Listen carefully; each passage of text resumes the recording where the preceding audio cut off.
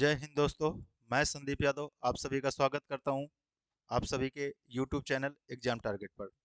आप लोगों की एक सीरीज चल रही थी एसएससी जीडी की PYQ 2024 में जो एग्जाम कंडक्ट हुआ था उसी के प्रीवियस ईयर क्वेश्चनों की ये सीरीज आप लोगों के साथ मैं डिस्कस कर रहा था। इसका मैंने 2 पार्ट अभी तक अपलोड कर दिया, ये आज तीसरा पार्ट है आप लोगों के साथ मैं डिस्कस करने वाला हूँ। चलिए आप लोगों को देर न करते हुए स्क्रीन पर चलिए और क्वेश्चन स्टार्ट करते हैं। आज की क्लास का पहला क्वेश्चन, छह दोस्तों की औसत ऊंचाई। छह दोस्तों की औसत ऊंचाई 144 सेंटीमीटर और 150 सेंटीमीटर की ऊंचाई वाला एक लड़का समूह छोड़ देता है, तो नई औसत ऊंचाई ज्ञात कीजिए।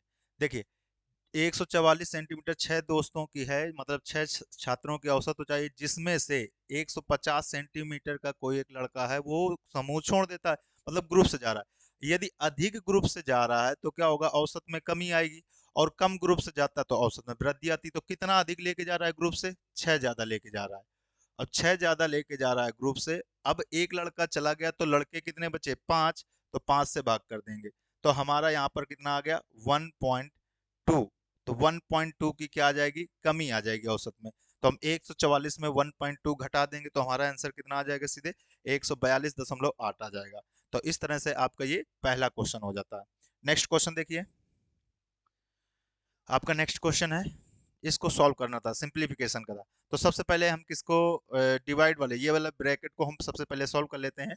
तो इस वाले ब्रैकेट को हम सॉल्व करेंगे तो ये जो डिवाइड वाला है तो इसको क्या हो जाएगा, ये इसके नीचे आ जाएगा बेटा। चलो लिख लेते हैं यहाँ पर 24 गुणते 4, और डिवाइड इसके नीचे आ गया तो ये कितना आ गया, 16। तो 4 चौको 16, 4 छंग 24, ये 6 आ गया। अब इसके बाद ये इतना, ये वाला इसको सॉल्व करने से कितना आ गया बेटा, 6 आ गया। अब इसके बाद सबसे पहले फिर क्या होता है, सबसे पहले का को तोड़िए दूजे दीजे भाग।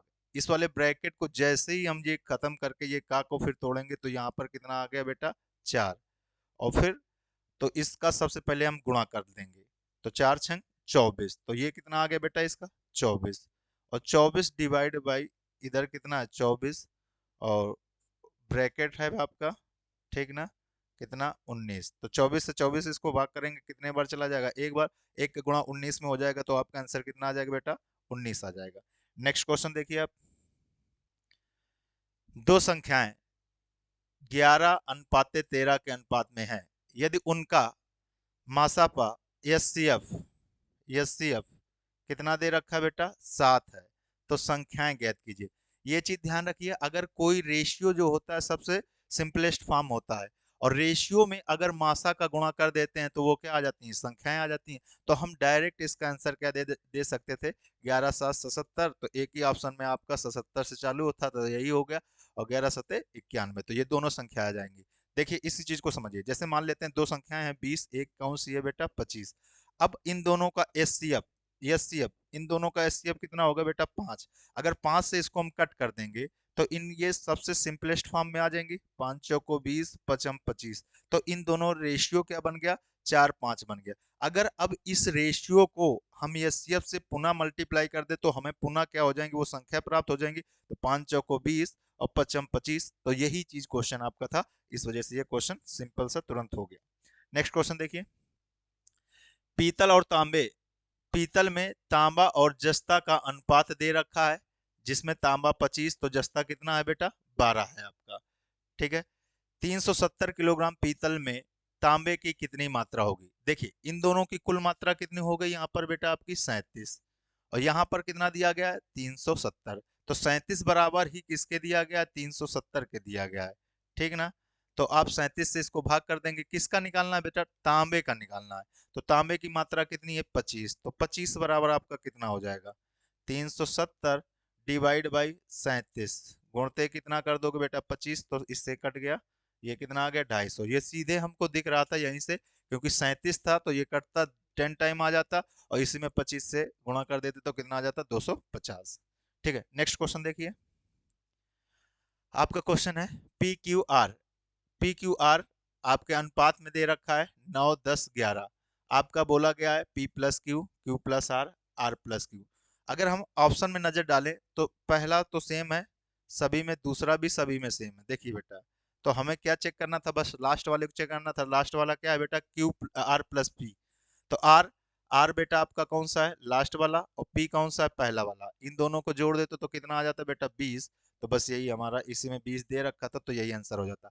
वैसे आप लोग करना चाहो तो हम देख सकते हैं। तो 9 प्लस 10, तो पहले क्या करते हैं, 9 प्लस 10, ठीक ना। दूसरे में Q प्लस आर, तो 10 प्लस 11, 10 प्लस 11। तीसरे में 11 प्लस 9, तो 9 प्लस 11 या 11 प्लस 9, ठीक ना। इन दोनों को जोड़ते तो ये 19 आ गया, ये कितना आ गया, 21 आ गया, और ये कितना आ गया बेटा, 20। 19 21 20, 19 21 20, यही आपका आंसर हो गया। यदि किसी संख्या में से 25 घटाया जाता है तो संख्या स्वयं का 50% हो जाती है, तो वह संख्या ज्ञात कीजिए। अब अच्छा देखिए, 25 अगर घटा देते तो संख्या जो 100% होती है वो 50% बचती है, मतलब 50% ही बराबर कितने के है, 25 के। तो 100% किसके हो जाएगा बेटा, आपका 50 के हो जाएगा। आपको नहीं समझ में आ रहा, माना वह संख्या, कोई भी संख्या होती है वो अपने आप में 100% होती है। तो इस 100% में से हमने कितना घटा दिया बेटा, 25 संख्या घटा दिया, तो वो कितना रह जाती है बेटा, 50% रह जाती है। घटाने के बाद वो संख्या 50% रह जाती है। अब देखिए बेटा, इसको हम इधर लाएंगे, इसको 50% को इधर लाएंगे, 25 को इधर ले जाएंगे। तो 50% को इधर लाए बेटा, तो ये 100% में से 50% क्या हो जाएगा, आपका सब्ट्रैक्ट हो जाएगा। ये इधर आपका 25 चला गया तो प्लस का हो गया। तो आपका कितना बचा, 50% बराबर ही आपका कितना निकल के आ गया, 25 के। तो 100% बराबर कितने को हो जाएगा, 25/50, गुणते कितना कर दोगे बेटा, 100। तो आपका कितना आ जाएगा, 2 टाइम हो जाएगा, कितना आ गया बेटा, 50। आपको डायरेक्ट दिख रहा था, लेकिन आप लोग समझने के लिए इस वजह से करा दिया। नेक्स्ट क्वेश्चन देखिए, क्रय मूल्य और विक्रय मूल्य के बीच का अंतर 264 रुपए है। यदि लाभ प्रतिशत एक 33% है तो विक्रय मूल्य ज्ञात कीजिए। देखिए, आपका एक सीपी है, क्रय मूल्य है, और एसपी है। आपसे बोल रहा है लाभ प्रतिशत कितना है, 33%। यदि 100 रुपए में कोई चीज खरीदी गई थी तो 33% के लाभ में बेची गई होगी, 133 में बेची गई होगी। आपके अनुसार पर यहाँ पर क्रय मूल्य सीपी और एसपी के बीच में कितने का अंतर है बेटा, 33। क्वेश्चन में कितने का अंतर दिया गया है, 264 के। तो 33 बराबर ही किसके दिया गया बेटा, 264 के दिया गया है। आपसे क्या पूछा गया बेटा, विक्रय मूल्य पूछा गया है, विक्रय मूल्य। तो विक्रय मूल्य आपने कितना माना, 133, तो 133 बराबर निकाल देना है। 264 डिवाइड बाई 33, गुणते कितना कर दोगे, 133। इतनी बात आप लोगों को क्लियर हो गई होगी, ठीक ना। अब जरा इसको 11 से कट कर लीजिए, 11 तिया 33, 11 दूनी 22, 11 चौको 44, 3 24। तो अब क्या कर दोगे, 133 का गुणा 8 में कर दोगे। 133 का गुणा किस में कर दोगे बेटा, 8 में। अगर हम बातचीत करते हैं, 8 तिरका 24, 8 तिरका 24, 24 दो 26, 8 एकम 8, 8 दो 10। तो आपका आंसर कितना आ जाएगा, 1064। तो इस तरह से आपका आंसर आ गया 1064। तो आप लोगों को अंडरस्टैंड हो गया होगा। नेक्स्ट क्वेश्चन की बातचीत करते हैं। देखिए, एक कुर्सी का अंकित मूल्य 5,000 रुपए है। 10% की और X% की दो क्रमागत छूट देने के बाद कुर्सी कितने में बेची जाती है बेटा, 3150 में बेची जाती है। तो देखिए, आपका कुर्सी का अंकित मूल्य बेटा कितना दे रखा है, 5,000। अंकित मूल्य कितना दे रखा है बेटा, आपका 5,000 दे रखा है। तो इसमें 10% का डिस्काउंट, तो 10% की डिस्काउंट अगर छूट करेंगे तो 5,000 का 10%, तो बेटा कितना आ जाएगा, 500। 500 अगर छूट करेंगे तो मतलब कितना आ गया आपका, 4500। मतलब 5,000 की चीज थी, ये मार्क प्राइस है। 5,000 की चीज में से 10% डिस्काउंट दे दिया, मतलब 500 रुपए की छूट दे दिया। आप लोगों को अगर नहीं आ रहा तो 5,000 का ऐसे करके ये 10% निकाल लीजिएगा। वैसे भी आप लोगों को समझा चुके हैं, अगर किसी संख्या का 10% निकालना होता तो एक अंक पहले पॉइंट लगा देते हैं। यहाँ पर 5,000 है, एक अंक पहले पॉइंट लगा देंगे तो कितना आ जाएगा इसका 10%, 500। तो 500 की छूट हो गई तो बची कितनी की अब बेटा, 4500 की। कितनी बची बेटा, 4500 की। अब अगर इसमें अब इसमें कुछ छूट देने के बाद उसे फाइनली कितने में बेची जाती है बेटा, फाइनली कितने में बेची जाती है, 3150 में बेची जाती है। कितने में बेची जाती है बेटा, 3150 में बेची जाती है। अब देखिए, 4500 की चीज हम कितने में बेच रहे हैं, 3150 में बेच रहे हैं। तो हमने कितनी की छूट दे दिया, अब जरा इसमें सब्ट्रैक्ट करिए बेटा, तो आपका कितना आ गया, 1350 की और उसने छूट दे दिया। 1350 की और छूट दे दिया, वो किसमें छूट दिया है बेटा, 4500 में। तो अब बेटा डिस्काउंट परसेंट बराबर आपका एक्स की वैल्यू आ जाएगी, 1350 की छूट देता है, किस पर देता है बेटा, 4500 पर देता है। और परसेंटेज लगाने के लिए 100 से मल्टीप्लाई कर देते हैं, तो ये डबल जीरो कट गया, 45 तिया कितना होता है 135, एक ये जीरो तो कितना आ जाएगा आपका बेटा, 30% आ जाएगा। तो इस तरह से आपका आंसर कितना आ गया बेटा, 30%। नेक्स्ट क्वेश्चन देखेंगे हम लोग। एक वस्तु का अंकित मूल्य 28,500 रुपए है और इसका विक्रय मूल्य 15,675 रुपए है, तो छूट प्रतिशत ज्ञात कीजिए। मतलब आपका मार्क प्राइस कितना दिया गया है, 28,500 रुपए, और जो उसकी एसपी विक्रय मूल्य कितना दिया गया है, 15,675 दिया गया। मतलब किसी वस्तु में जो प्रिंट रेट था 28,500 था, लेकिन उसे बेचा कितने का गया बेटा, 15,675 में बेचा गया। कितने में बेचा गया बेटा, 15,675 में। अब अगर इसको हम सब्सट्रैक्ट करें, अगर हम इसको सब्सट्रैक्ट करते हैं तो आपका कितना आ जाएगा बेटा, आपका 12,825 क्या आ जाएगा आपका, इसका छूट आ गई, डिस्काउंट आ गई, क्या आ गई, छूट आ गई। तो छूट आपको कितने की मिल गई, 12,825 रुपए की छूट मिल गई। देखिए सब्सट्रैक्ट करिए ना, 28,500 है, ये 15,625 था, तो हम मान लेते हैं ये 15,500 ही था, ये 28,500, तो 13,000 तो हमारा सीधे सीधे डिफरेंस है। अभी हमने कितना नहीं घटाया, 175, तो 13,000 में 175 और घटा देंगे तो हमारा कितना आ जाएगा, 12,825 आपका आ गया। आप एक एक करके नहीं, आप डायरेक्ट राउंड फिगर में घटाना सीखिए। अब देखिए यहां से आ गया आपका 12,825 की छूट आ गई, तो छूट परसेंटेज या डिस्काउंट परसेंटेज, तो 12,825 की छूट मिल रही है, वो भी किस पर मिलेगी बेटा, जो मार्क प्राइस है। मार्क प्राइस कितनी है बेटा, 28,500 रुपए, मल्टीप्लाई क्या कर देंगे बेटा, 100, मल्टीप्लाई क्या कर देंगे 100, परसेंटेज निकालने के लिए क्या कर देते हैं, 100 मल्टीप्लाई कर देते हैं। अब ये जीरो से जीरो कट गया। अब देखिए ये 10 5 15, इसमें भी 5 है, ये भी 3 से कटा, तो कुल मिला के ये 15 से कटेगा, 15 से कट कर लीजिए बेटा, 15 एकम 15, 13 बज गया, 15 नवैया 135 आ गया, तो 19 आ गया नीचे, यहाँ पर कट करिए, 15 अट्ठे 120, 8 बज गया, 15 पुनः 75, 7 फिर 15 पुनः 75, तो कितना आ गया बेटा आपका, अभी कट करने से कितना आ गया बेटा आपका 855। अब 19 से इसको कट कर लीजिए, 19 से अगर कट करेंगे, हाँ 1900 को 76, 1900 को 76 हो गया। अब बेटा कितना बचा, 9 19 बचे 95, तो कितना आपका आंसर आ गया बेटा, 45%। तो इस तरह से आपका आंसर कितना हो जाएगा, 45%। तो ये क्वेश्चन नंबर 9 हो गया। नेक्स्ट क्वेश्चन की बातचीत करते हैं। क्वेश्चन नंबर 10 देखते हैं।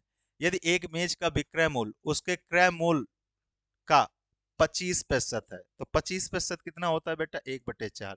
अगर सीपी हमारा कितना है, 4 है, तो साफ साफ कह रहा है क्रय मूल्य का ही 1/4 होगा, 25% है, तो एसपी कितनी होगी बेटा आपकी, 1 होगी। अच्छा बताइए, 4 की चीज खरीदी थी, एक में क्या कर रहा है बेटा, बेच रहा है, तो उसको हानि कितनी हुई होगी, 3 की। कितने में से, हमेशा हानि किस में होती है, सीपी में, 4 में से।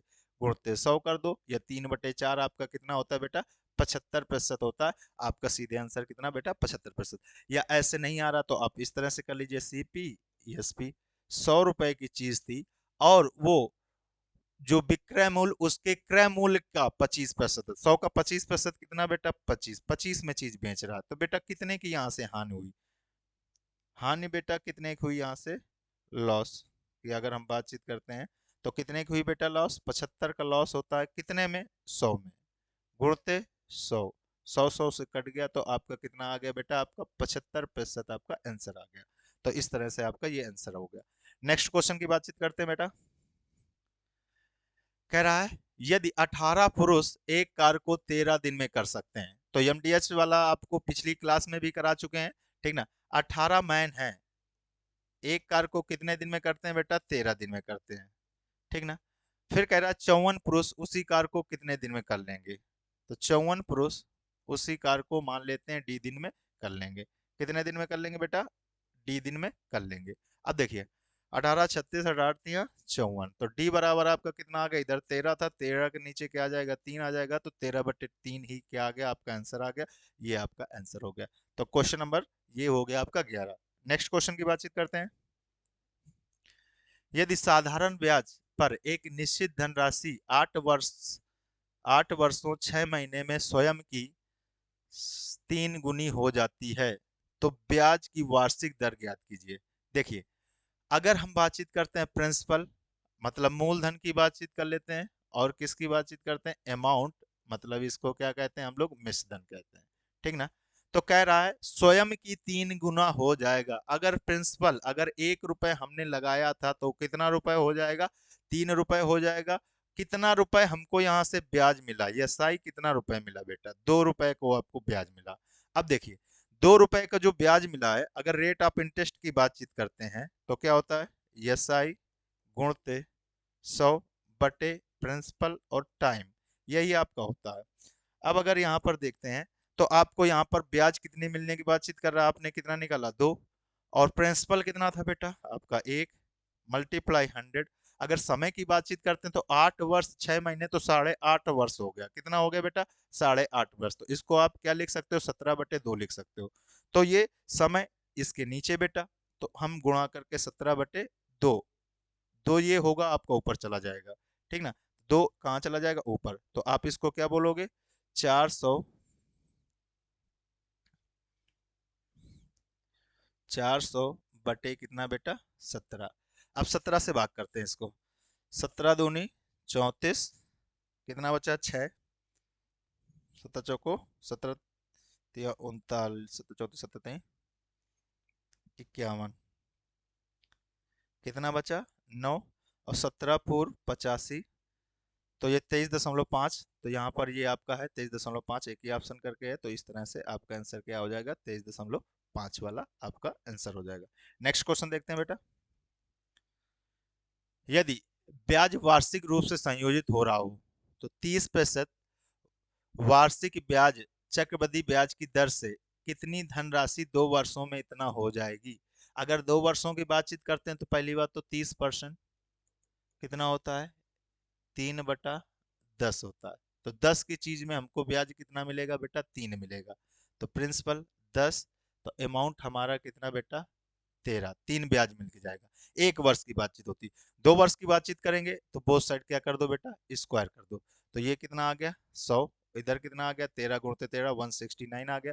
तो मतलब आपका अमाउंट दे रखा है, मिश्र धन दे रखा है कितना 9364, तो ये किसके बराबर दे रखा है 169 के बराबर दे रखा है, 169 के। आप 13 × 13 लिखिए या 169 लिखिए। ठीक ना।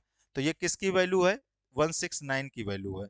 तो 169 बराबर किसकी दे रखी है 9464। देखिए आप लोगों को समझाने के लिए हम ये इस तरह से अभी लिख रहे हैं, लेकिन हमें मालूम है कि ये ऐसे होता है जो चीज दी रहती है उसे हम डायरेक्ट भाग कर सकते हैं, तो हम डायरेक्ट भाग इसमें कर देते, सीधे लिख देते 9464। और जो निकालना होता है हमें 100 निकालना था, प्रिंसिपल निकालना था, तो 100 से सीधे डायरेक्ट क्या कर देते गुणा कर देते। तो 100 बराबर 100 क्योंकि आपका प्रिंसिपल था, तो आप लोग ये डायरेक्ट किया करिए 9464 डिवाइड बाई 169 मल्टीप्लाई कितना कर देंगे बेटा 100। अब देखिए इसको कट करिए, ये 13 13 आपको विषम संख्या, जब आवाज संख्या तो ये 100% 13 से कट रहा होगा, तो पहले 13 से इसको कट कर लीजिए।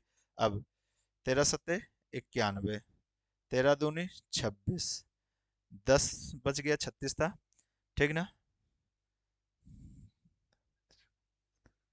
13 × 8 = 104, तो आपका कितना आ गया 728। अब 13 से और कट कर दीजिए,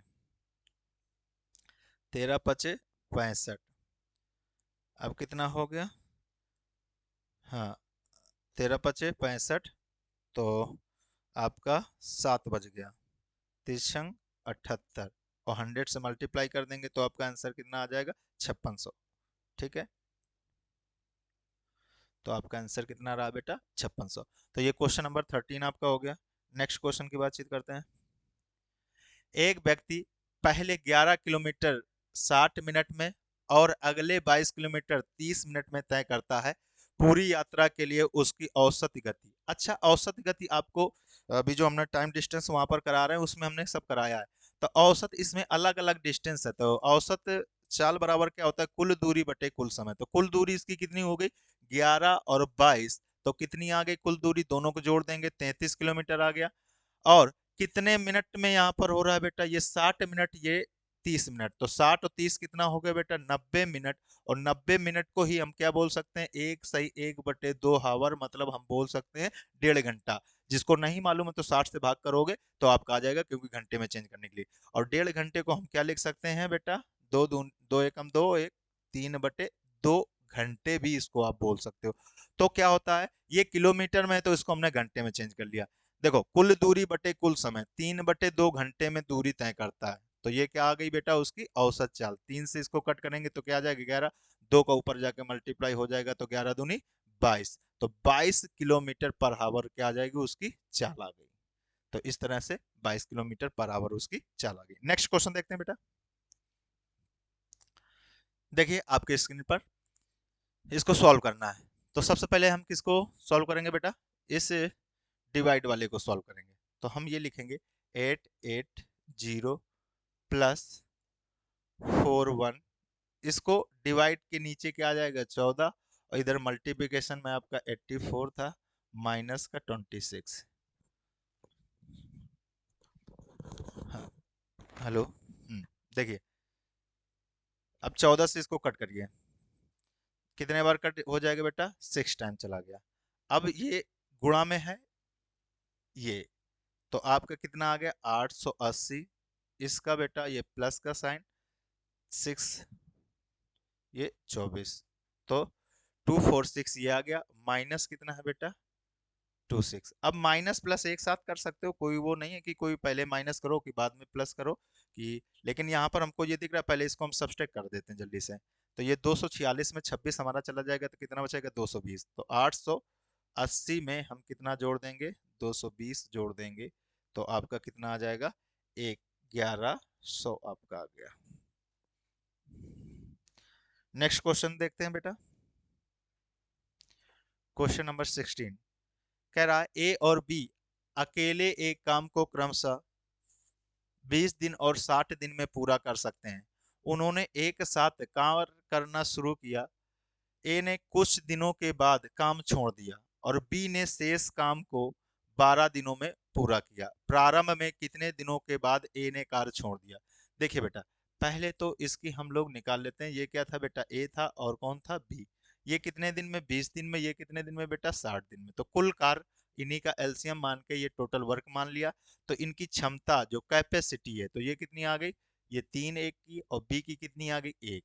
आपसे कह रहा है ए ने कुछ दिन के बाद काम छोड़ दिया और बी ने शेष काम को 12 दिन तक किया। तो अभी हमको ये नहीं मालूम कि दोनों ने साथ में कितने दिन तक काम किया, लेकिन ये कंफर्म है कि लास्ट के शेष काम को बी ने कितने दिन में पूरा किया है, 12 दिन में। तो लास्ट में किसने काम किया होगा, बी ने अकेले काम किया होगा।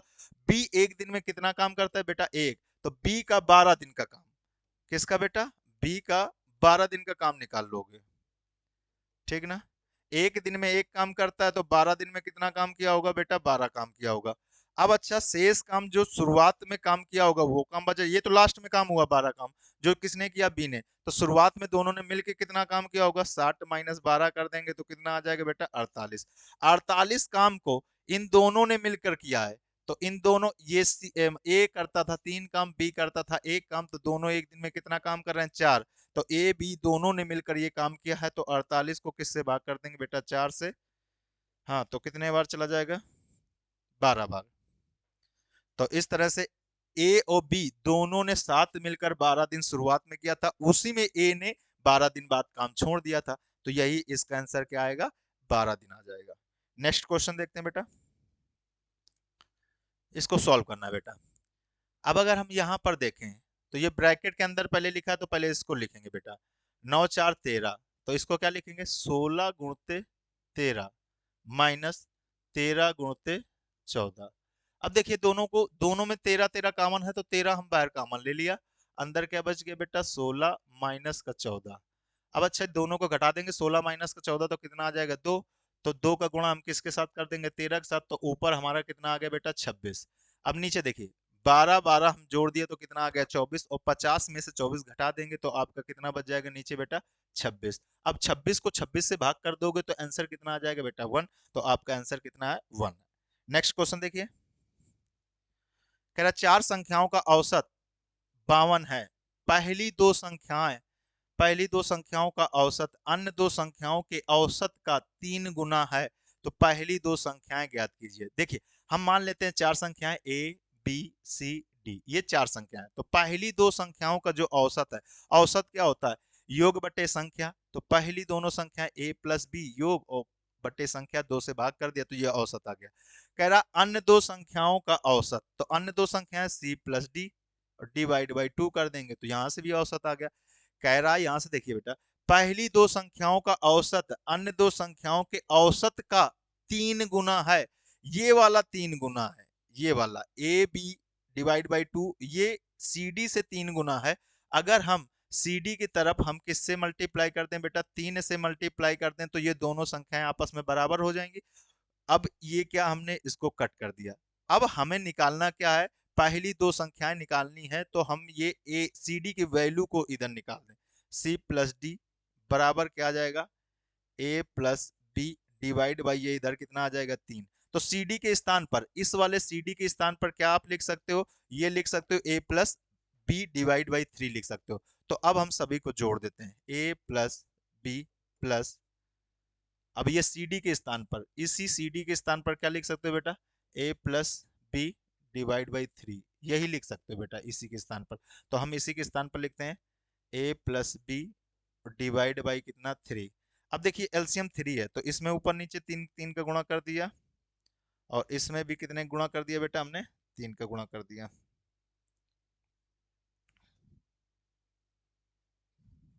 ऊपर नीचे तीन तीन का कर लिया अपने आप से। अब देखिए सभी जगह एलसीएम बराबर है, 3a और ये एक ए, तो कितना आ जाएगा बेटा, 4।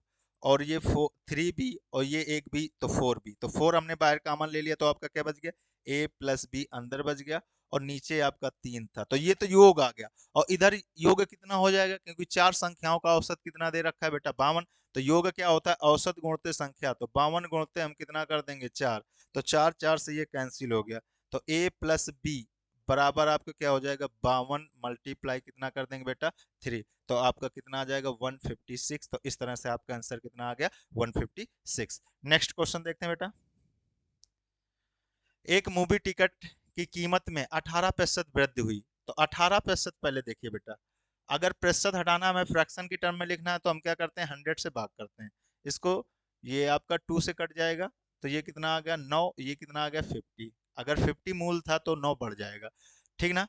तो कीमत, प्राइस, अगर हम प्राइस की बातचीत करते हैं, प्राइस प्राइस कितनी, 50 से कितनी हो गई, पहले प्राइस 50, 9 बढ़ गई तो कितनी आ गई बेटा, 59 हो गई, ठीक ना। लेकिन क्या कह रहा है, दर्शकों की संख्या में, मतलब पर्सन, जो एक टिकट की कीमत पहले 50 थी, अब कितनी हो गई, 59 हो गई। और कह रहा प्राइस बढ़ने के कारण दर्शकों की संख्या में 25% की कमी हो गई। तो 25% कितना होता है बेटा, 1/4। अगर पहले दर्शक, मतलब जो आपके दर्शक हैं, ठीक ना, पर्सन मतलब दर्शक हैं, ठीक ना, वो पहले कितने आते थे बेटा, आपके ऑडियंस है, ठीक ना, वो कितने आते थे बेटा पहले, अगर आपके कितने आते थे, 4 आते थे। कितने शुरुआत में, 4 आते थे। तो बेटा क्या होगा, एक कम आएगा, तो कितने अब आएंगे, 3।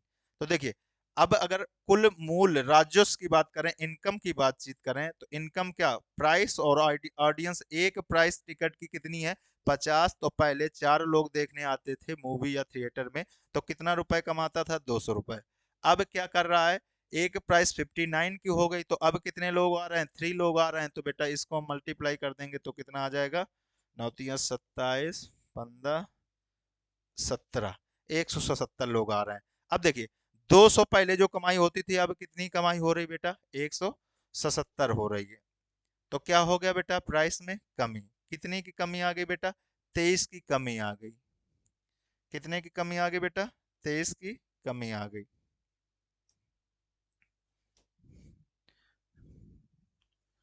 ठीक ना। तो यहाँ से आपने देख लिया 23 रुपए की क्या आ गई, उसकी कमी आ गई। तो कह रहा कितने प्रतिशत का राजस्व में क्या प्रभाव पड़ा।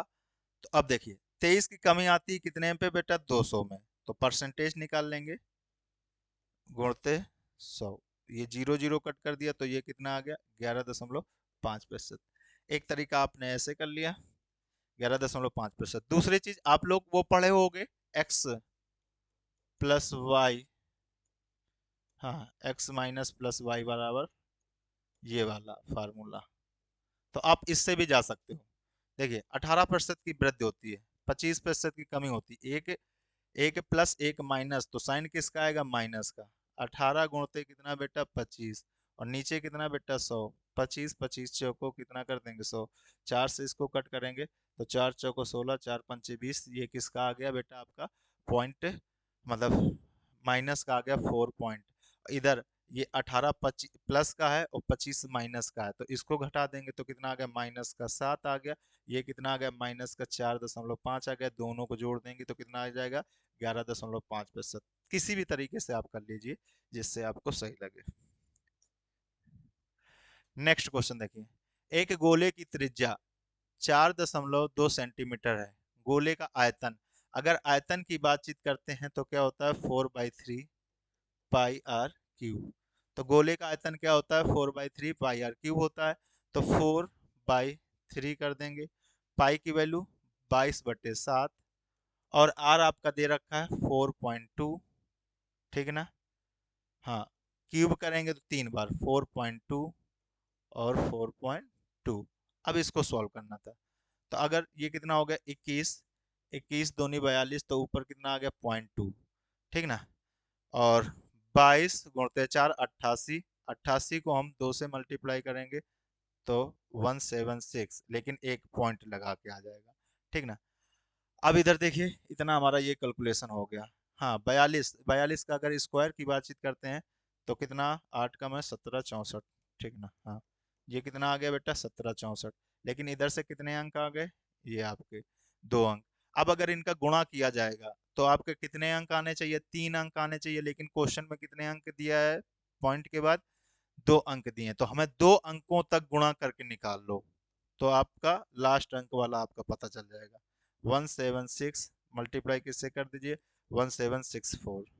अब देखिए पहले इसको कर लेते हैं। तो ये कितना आ गया, 6 को 24, कैरी 2 गया। अब ये करते हैं बेटा, तो 36, 36 में, हाँ 6 रंग 36 और 7 चौको 28, 28 में अगर 2 हम जोड़ते हैं तो 30, और उधर वो 36, तो कितना हो गया बेटा, 66। तो कितना आ गया, 6 कैरी 3 गया। तो मतलब आपका जो अंक किससे चालू हो बेटा, 6 से। तो 6 से चालू होने वाला आपका एक ही अंक था, यही आपका आंसर हो जाएगा। नहीं तो आप पूरा इसका मल्टीप्लाई कर लीजिएगा, यही आपका आ जाएगा इसका आंसर, ठीक ना। तो इस तरह से 4310, और 2 अंकों के बाद इसमें लगाया गया है। और इधर लेकिन आपका, सॉरी, 46, तो आपका आएगा ये एग्जैक्ट गुणा करने से यहाँ पर। लेकिन ये 6, ये 4 नहीं लिया गया है, ठीक ना। क्लियर है। तो आशा करता हूँ आप लोगों को क्लास बिल्कुल सही ढंग से समझ में आ रही होगी।